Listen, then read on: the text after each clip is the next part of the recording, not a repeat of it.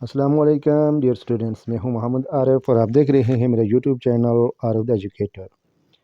Dear students, آج کے lecture میں ہم پڑھیں گے M A M Ed higher education course code 828 کا لیکچر نمبر 8، جس کا عنوان ہے پاکستانی یونیورسٹیوں کی بہتری کے لیے عملی تجاویز۔ ڈیئر اسٹوڈنٹس، اپنا سبق باقاعدگی سے شروع کرتے ہیں۔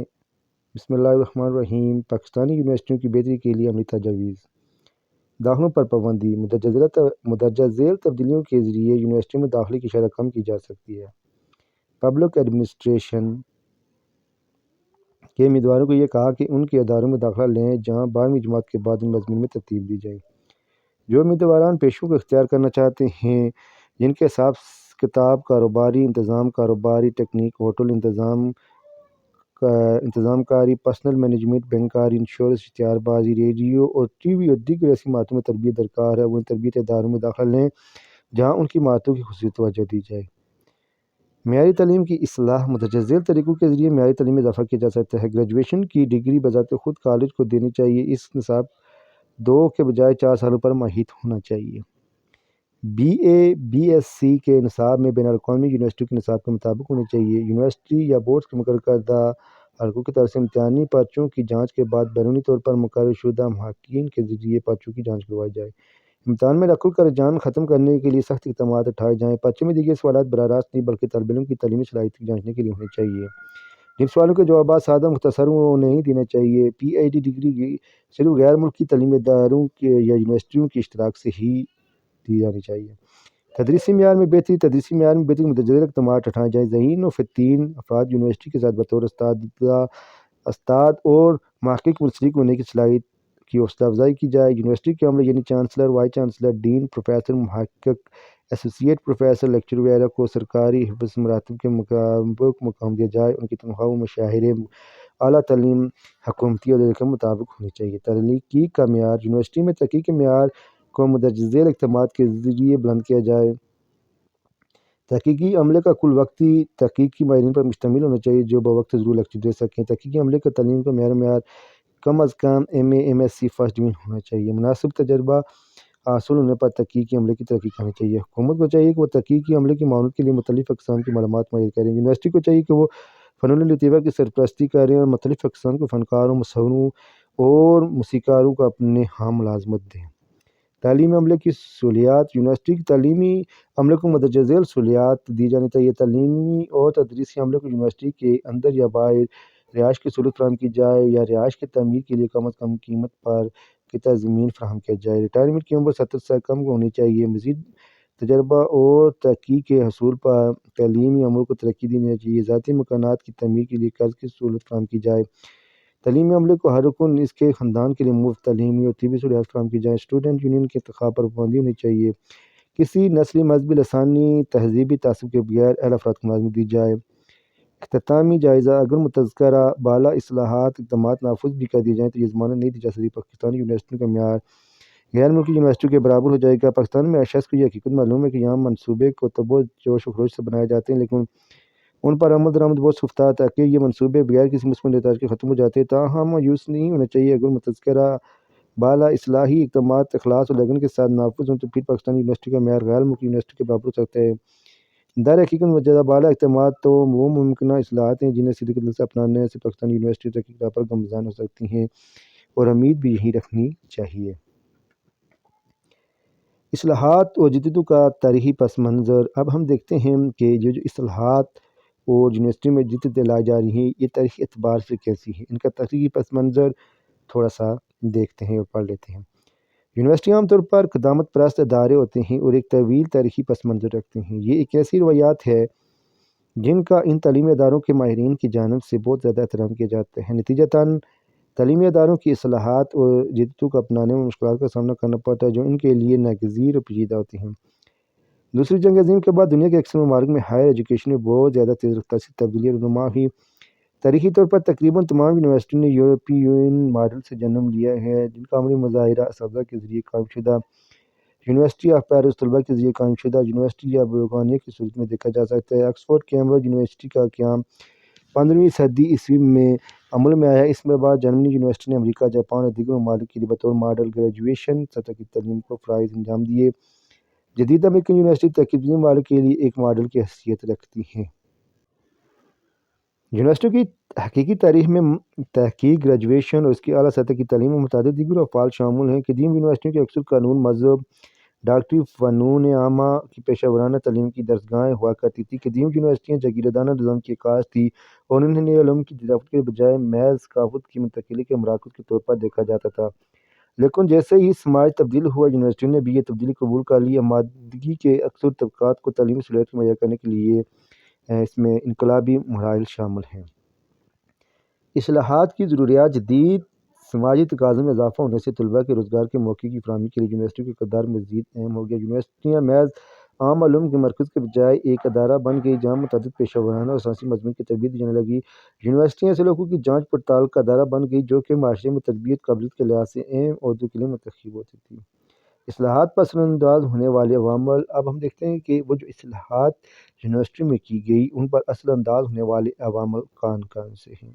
یونیورسٹی اداروں کا دباؤ: جیسے یونیورسٹیوں کی اہم سماجی مرکزی حیثیت حاصل ہوئی تو سرکاری اداروں نے ان پر واضح دلچسپی کا مظاہرہ کیا، ان میں احتساب کا مطالبہ کیا اور مجبور کیا کہ وہ نئے رجحانات کو قبول کریں۔ اضافی وسائل اور ذمہ داریوں سے زیادہ یونیورسٹیوں کا بجٹ بھی کئی دنوں بڑھا دیا گیا۔ اکثر ممالک میں گورنمنٹ دیگر سرکاری اداروں اور ہائر ایجوکیشن کی فنڈنگ فراہم کرنے والی غیر سرکاری تنظیمیں زیادہ احتساب کا مطالبہ کرتی ہیں۔ طلباء کا بڑھتا ہوا دباؤ: طلباء ہائر ایجوکیشن میں اصلاحات اور تبدیلیوں کے لانے میں ہمیشہ سے ایک بنیادی اثر انداز ہونے والا طبقہ رہے ہیں، اگرچہ بہت سی صورتحال میں ان کے کردار کا مکمل احاطہ کرنا مشکل ہے۔ 1958 میں لاطینی امریکہ میں یونیورسٹیوں کی سطح پر طلباء کی بھرپور طاقت و مظاہرہ دیکھنے میں آیا جس سے ان کی کارکردگی بہت واضح ہے۔ 1960 کی طلباء تحریک کچھ ممالک میں اصلاحات کا محرک ثابت ہوئی، جیسے کہ فرانس، جرمنی، جاپان کی حد تک امریکہ میں بھی، جہاں طلباء نے یونیورسٹیوں کی اصلاحات پر مبنی مباحثے شروع کر دیے۔ ٹیکنالوجی کے اثرات: ٹیکنالوجی اعلیٰ تربیت یافتہ افراد کی بڑھتی ہوئی تعداد اور اس طرح کے دیگر دباؤ اور نصاب میں طبقاتی تقسیم کا باعث بنے طلباء اور دیگر گروہوں کے نئے نصاب میں تبدیلی اور تربیتی سائنسی مضامین کے اضافے کا مطالبہ کیا۔ اشرافیہ کا دباؤ: مارٹن ٹرن کے مطابق یونیورسٹی میں سب سے زیادہ اثر انداز ہونے والی اہم قوت اشرافیہ جس میں چنگل سے آزاد کر کے یونیورسٹی کو عالمگیر ہائر ایجوکیشن کے راستے پر گامزن کرنا ہو گیا۔ طلباء کی بڑھتی ہوئی تعداد سے ہائر ایجوکیشن کے متحد یونیورسٹیوں کے حجم میں ناقابل یقین حد تک اضافہ ہوا۔ طلباء کی تعداد بہت زیادہ بڑھ چکی۔ یونیورسٹیوں میں جب طلباء کی تعداد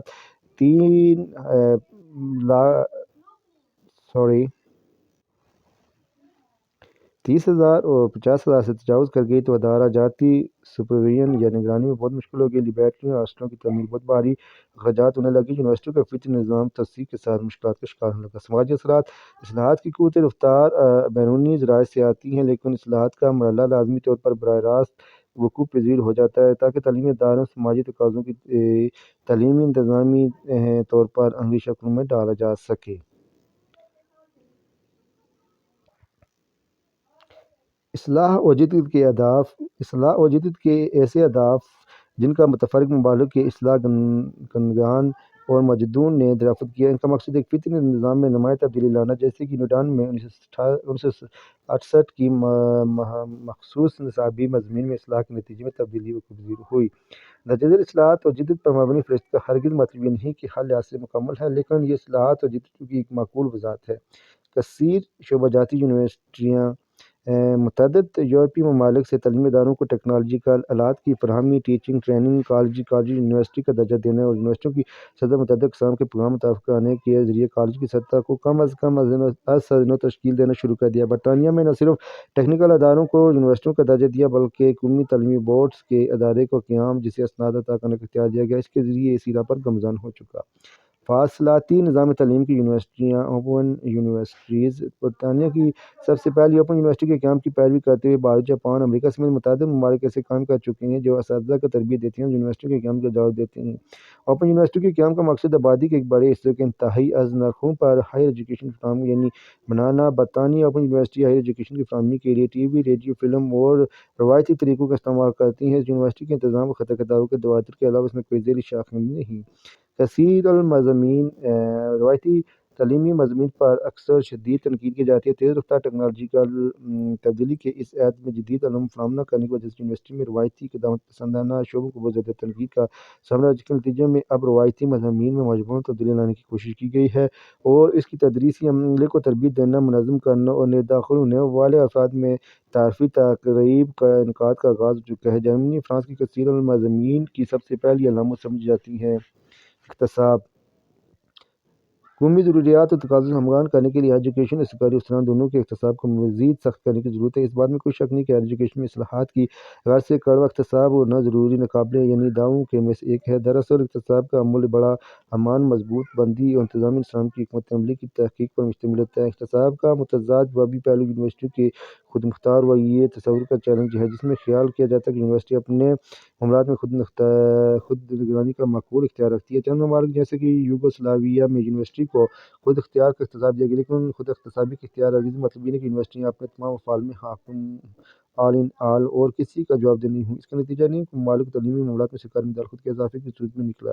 فنڈز کے استعمال کی جانچ پڑتال اکثر اوقات اقتصادی پروگراموں کا ناگزیر معلّہ ثابت ہوتا ہے۔ فرانسیسی یونیورسٹیاں جہاں پر وسیع سطح پر اصلاحات کی گئی ہیں، وہاں درجاتی فیصلہ سازی کے اختیارات کو تقسیم کر دیا گیا۔ سرکاری اداروں کا یہ ایک عالمی رجحان پایا جاتا ہے۔ انتظامی شعور ہائر ایجوکیشن میں احتساب مؤثر بنانے کے لیے انتظامی ڈھانچوں کو بہتر طور پر تشکیل کرنے کا عمل رواج پا چکا ہے۔ یونیورسٹیوں میں جدید تحقیقات شامل کی جا چکی ہے۔ روایتی جمود کی شکست انتظامی ڈھانچوں کو تبدیل کروایا جائے، جس پر یونیورسٹیاں صدیوں سے عمل پیرا تھیں۔ نصاب دنیا میں تقریباً ہر یونیورسٹی کے نصاب میں روشن خیالی کی تعلیم کو تنقید کا سامنا کیونکہ سمجھا جاتا ہے کہ سماجی نظام کی قائم شدہ بنیاد کو کھوکھلا کرنے کا سبب بنتی ہیں۔ نصاب کو حکومتی محکمہ تعلیم کے افسر افراد قوت کی تثبیت کے ماہرین کی تجویز کی روشنی میں جدید تقاضوں سے مزید ہم آہنگ کرنا انتہائی لازم ہے۔ یہ عمل یونیورسٹی کے تعلیم یافتہ نوجوانوں کے لیے نئی ملازمتوں کے حصول میں معاون ہوتا ہے۔ تجربہ کار تدریسی عملے کو جو روایتی نصاب کو جاری رکھنے کی حمایت کا سب سے بڑا دعویدار ہیں، ابھی بھی اس فرسودہ نظام کے پرجوش دفاع سے باز نہیں آتے۔ اب متعدد ممالک میں پیشہ ورانہ ووکیشنل ٹریننگ کورسز کے شامل کرنے کے لیے جنات میں اضافہ ہے۔ 1960 میں متعدد کورسز مضامین نصاب سے حذف کر دیے گئے ہیں، لیکن اب جدید ضرورت کو مد نظر رکھتے ہوئے نصاب کے پیشہ ورانہ تربیت پہلو میں تصحیح کی گئی ہے۔ جمہوری اشتراک و داری 1960 میں درجاتی اشرافی اور غیر اصول رکھنے والے عالمی اقتدار آج نوجوانوں کے یہ احتجاج حکومت کے لیے درد سر بن گیا۔ انہوں نے مجبور کر دیا کہ وہ ہائر ایجوکیشن جدید تقاضوں کے مطابق ڈالیں۔ بہت سے ممالک میں طلباء کے بڑے پیمانے پر احتجاج نے یونیورسٹیوں کے حاکم کو اعلیٰ علم کا سر توڑ دیا۔ نتیجتاً بہت سے ممالک میں تبدیلیاں وقوع پذیر ہوئیں۔ مذکورہ جمہوری روایات کے اضافے سماج کے مختلف مکتبہ فکر کے افراد کی یونیورسٹی کے معاملات میں شراکت داری کا باعث بنی۔ جرمنی میں یہ رجحان بہت وسعت اختیار کر گیا، جہاں طلباء یونین کے منتظمین پروفیسرز کو ریاستی امور کی مشاورت میں شامل کیا جانے لگا۔ پروفیسر صاحبان دنیا کے بہت سے ممالک میں پروفیسر صاحبان کو بلا وجہ تنقید کا سامنا ہے۔ یونیورسٹیوں میں جمہوری روایات کے فروغ نے تجربہ کار تدریسی عملے کے روایتی اختیارات سماجی مقام کو بہت کم کر دیا ہے۔ ان کا درجاتی اور انتظامی عملات میں اختیارات تقریباً ختم ہو کر رہ گئے ہیں۔ ممکنہ طور پر ان کے سماجی دفاتر کم ہو گئے ہیں۔ متفرق جدتیں بہت سے ممالک میں یونیورسٹیوں میں کچھ متعدد اقسام کی اصلاحات وقوع پذیر ہوئی ہیں، جن کے معمولی کے تعلیمی نظام میں کسی حد تک کانٹ چھانٹ کی ہے۔ بہت سے ممالک میں طلباء میں پروگراموں کو آسانہ ترتیب دینے کی کوشش کی گئی ہے۔ برطانیہ میں سینڈوچ کورس بہت کامیاب ہے، جس میں بیک وقت مختلف تعلیم کے تجربہ موقع فراہم کیے جائیں۔ چین کے تجربے اور معلومات کو یکجا کرنے کی مشق کے ضمن میں وہ ہے۔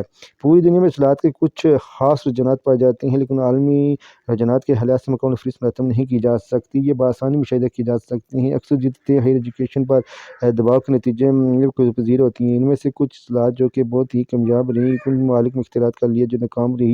یونیورسٹی کی سطح پر ترقی پذیر اقتدار، روایات پسند ممالک کے اقتدار اور نظریات کے ساتھ قابل جائزے کا رجحان میں بہت بڑی تبدیلی کا سبب بنا ہے۔ ڈیئر اسٹوڈنٹس، یہ تھا آج کا ہمارا لیکچر جو اختتام پذیر ہوا۔ امید کرتا ہوں یہ لیکچر آپ کے لیے بہت فائدہ مند ہوگا اگر آپ نے اسے شروع سے آخر تک دیکھا ہے۔ یہاں اسٹوڈنٹس ایک ریکویسٹ کہ میرے چینل کو لائک کیجیے، سبسکرائب کیجیے، شیئر کیجیے اپنے فرینڈ اینڈ فیملی کے ساتھ۔ خدا حافظ، السلام علیکم۔